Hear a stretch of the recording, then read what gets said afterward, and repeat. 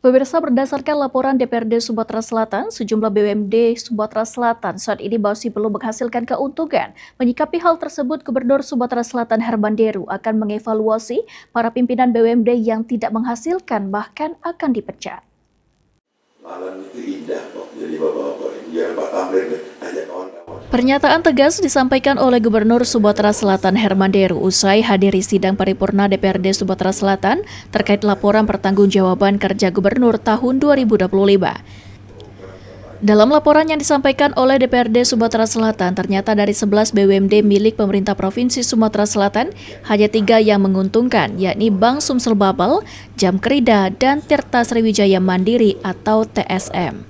Atas hal tersebut, Gubernur Sumatera Selatan Herman Deru dengan tegas menyampaikan akan mengevaluasi para pimpinan BUMD yang tidak menguntungkan, bahkan bakal dilakukan pemecatan.